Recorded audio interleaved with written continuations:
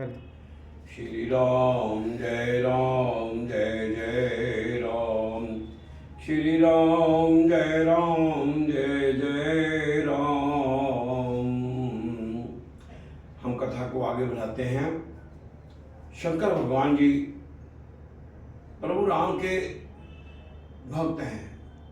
जो राम की भक्ति नहीं करता वो शंकर जी को अच्छा नहीं लगता है। और एक बार की बात है, त्रेता युग में शिव जी अगस्त्य ऋषि के पास गए। उनके साथ जग जननी भवानी सती जी भी थी। ऋषि ने संपूर्ण जगत के ईश्वर जानकर उनका पूजन किया। मुनिवर अगस्त्य जी ने राम कथा विस्तार से कही, जिसको महेश्वर परम सुख मानकर सुना। फिर ऋषि ने शिव जी से सुंदर हरि भक्ति पूछी और शिव जी ने उनको अधिकारी पाकर भक्ति का निरूपण किया। शिवनाथ जी के गुणों की कथाएं कहते कहते कुछ दिन शंकर भगवान जी वहीं रहे। फिर मुनि से विदा मांगकर शिव जी दक्ष कुमारी सती जी के साथ कैलाश को चल पड़े। उन्हीं दिनों पृथ्वी का भार उतारने के लिए श्री हरि जी ने रघुवंश में अवतार लिया हुआ था।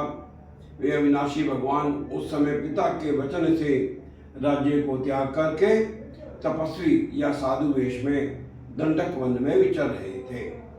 शिव जी हृदय में विचरते हैं, जा रहे हैं, भगवान के दर्शन मुझे किस प्रकार हो।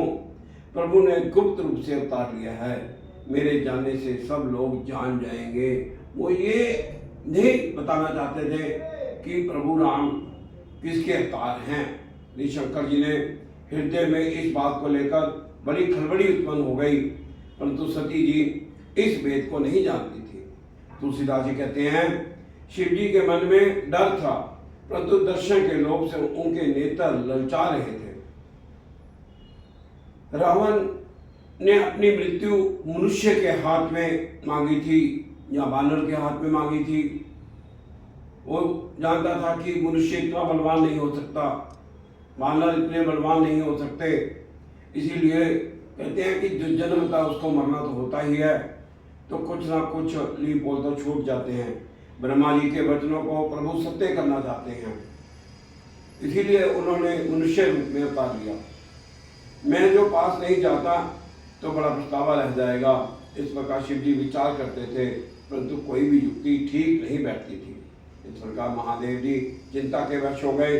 उसी समय नीच रावण जाकर मरीच का साथ लिया और वह तुरंत कपट मृग बन गया। मूर्ख ने छल करके सीता जी को हर लिया। उसे रामचंद्र जी के वास्तविक प्रभाव का कुछ भी पता न था। मृग को मारकर भाई लक्ष्मण जी सहित श्री हरि आश्रम में आए और उसे खाली पाया। नेत्र में आंसू भर गए। राज्य मनुष्यों की भांति विरह में व्याकुल हैं। वो तो एक लीला कर रहे थे और दोनों भाई वन में सीता को खोजते हुए फिर रहे थे। जिनके कभी संयोग वियोग नहीं है, उन्हें प्रत्यक्ष विरह का दुख देखा गया। अब सब लोग हैरान थे, सब देवी देवता भी हैरान थे कि ये वाकई भगवान हैं। श्री रघुनाथ जी का चरित्र बड़ा ही विचित्र है। उसको पहुंचे हुए ज्ञानी जन ही जानते हैं। जो मंद बुद्धि हैं वे तो विशेष रूप से मोह के वश होकर हृदय में कुछ दूसरी ही बातें समझ बैठते हैं। श्री शिव जी ने उसी अवसर पर श्री राम जी को देखा और उनके हृदय में भारी आनंद उत्पन्न हुआ। उन शोभा के समुंदर को शिव जी ने नेत्र भर देखा, परंतु अवसर ठीक न जानकर परिचय नहीं किया। जगत के पवित्र करने वाले सच्चिदानंद की जय हो, इसी प्रकार कहकर क्या कहा, सच्चिदानंद की जय हो, इस प्रकार कहकर कामदेव का नाश करने वाले श्री शिव जी चल पड़े। कृपा निधान शिव जी बार बार आनंद से पुलकित हुए और सती के साथ चले जा रहे हैं। सती जी ने शंकर जी की यह दशा देखी तो उनके मन में बड़ा संदेह उत्पन्न हो गया कि शंकर जी को सारा जगत वंदना करता है, वे जगत के ईश्वर हैं, देवता, मनुष्य, मुनि सब उनके प्रति सिर नवाते हैं। उन्होंने एक राजपुत्र की केवल सच्चिदानंद परम धाम कहकर प्रणाम किया और उसकी शोभा देखकर वे इतने प्रेम मगन हो गए कि अब तक उनके हृदय में प्रीति रोकने में भी नहीं रुकती है। अब सती को क्या बात मालूम था कि ये शंकर भगवान जी ने क्या किया है, ये कौन है। अब जो ब्रह्म सर्वव्यापक, माया रहित, अजन्मा, अगोचर, इच्छा रहित और वेद रहित हैं, जिसे वेद भी नहीं जानते, क्या वह देह धारण करके मनुष्य हो सकता है। देवताओं के हित के लिए, पृथ्वी का भार उतारने के लिए, धर्म की स्थापना करने के लिए, राक्षसों से इस पृथ्वी को मुक्ति दिलाने के लिए मनुष्य शरीर धारण करने वाले जो विष्णु भगवान हैं, वे भी शिव जी की भांति सर्वज्ञ हैं। वे ज्ञान के भंडार, लक्ष्मीपति और असुरों के शत्रु भगवान विष्णु क्या अज्ञानी की तरह स्त्री को खोजेंगे। वे शिव जी के वचन भी झूठे नहीं हो सकते। सब कोई जानते हैं कि शिव जी सर्वज्ञ हैं। सती के मन में इस प्रकार का संदेह उत्पन्न खड़ा हो गया कि किसी तरह भी इनके हृदय में ज्ञान का प्रादुर्भाव नहीं होता था।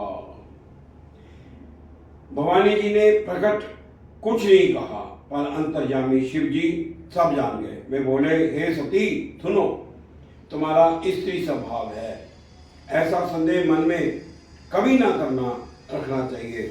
जिनकी कथा का अगस्त्य ऋषि ने गान किया, जिसकी भक्ति मैंने मुनि को सुनाई, वे वही मेरे इष्ट देव श्री रघुनाथ जी हैं, जिनकी सेवा मुनि सदा किया करते हैं।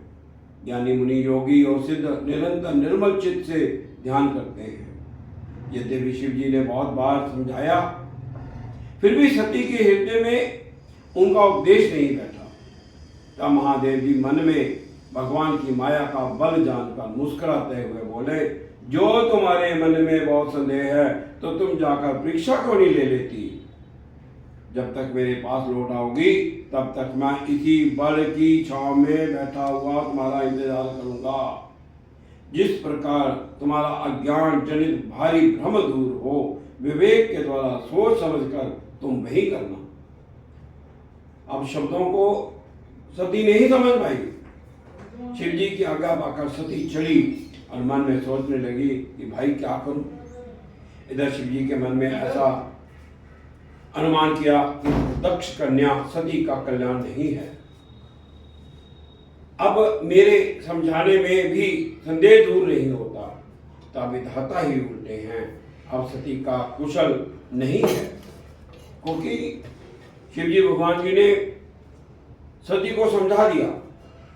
कहते हैं कि भगवान तो ऐसे भी समझाते हैं, ऐसे भी समझाते हैं। को समझ जाए तो अच्छा, नहीं समझे तो उसकी कर्मों का फल मिलता है। अब सती जी नहीं समझी हैं।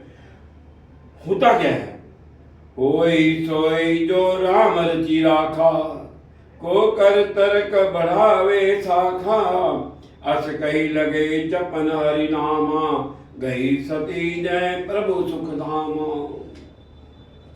जो कुछ राम जी ने रच रखा वही होगा, इसके अलावा कुछ नहीं होता। तर्क करके कौन शाखा बढ़ावे, ऐसा कहकर शिव जी भगवान श्री हरि का नाम जपने लगे और सती जी वहां गई जहाँ सुख के धाम प्रभु श्री रामचंद्र जी थे, क्योंकि सती जी के साथ कोई अच्छा होने वाला नहीं था। सती बार बार मन में विचार कर सीता का रूप धारण कर लेती है, उसी मार्ग को आगे होकर चली जिससे मनुष्यों के राजा रामचंद्र जी आ रहे हैं। सती के बनावटी वेश को देखकर लक्ष्मण जी चकित हो उठते हैं, लेकिन बोलते कुछ नहीं है। प्रभु राम की तरफ देखते हैं, वो भी पहचान लेते हैं ना, लक्ष्मण जी पहचान लेते हैं माता को, सती माता को पहचान लेते हैं, लेकिन बोलते नहीं हैं। सब कुछ देखने, सबके हृदय को जानने वाले देवताओं के स्वामी श्री रामचंद्र जी सती के कपट को जान गए। उनके स्मरण मात्र से अज्ञान का नाश हो जाता है। वही स्वर्ग के भगवान श्री रामचंद्र जी हैं। स्त्री स्वभाव असर तो देखो कि वहां भी सती जी छिपाव करना चाहती हैं, अपनी माया के बल के हृदय में बखान कर श्री रामचंद्र जी हंसकर कोमल वाणी से बोले, क्या बोलते हैं?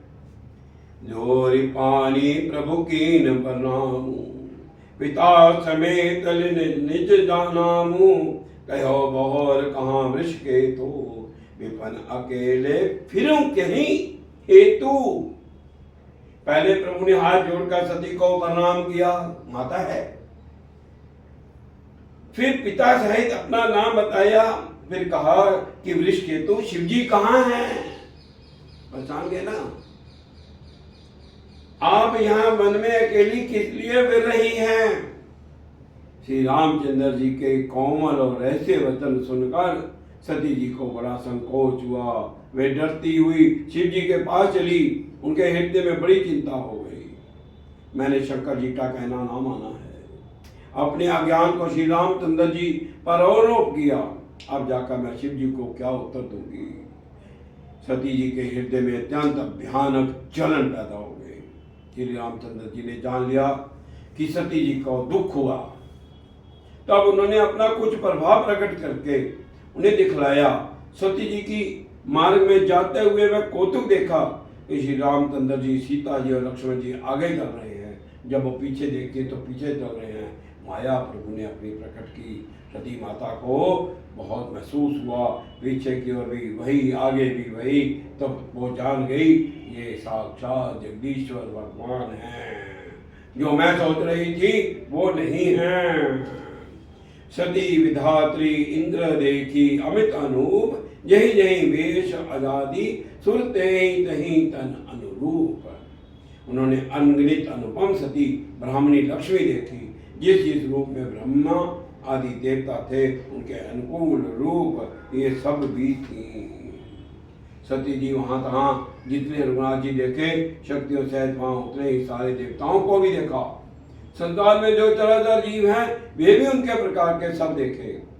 फिर आंख खोलकर देखा तो वहाँ दक्ष कुमारी सती जी को कुछ भी ना दिखाई पड़ा। तब वे बार बार श्री रामचंद्र जी के चरणों में सिर नवाकर वहाँ चली, जहाँ शिव जी भगवान जी विराजमान थे। इसके आगे हम फिर बात करेंगे। श्री राम जय जय राम।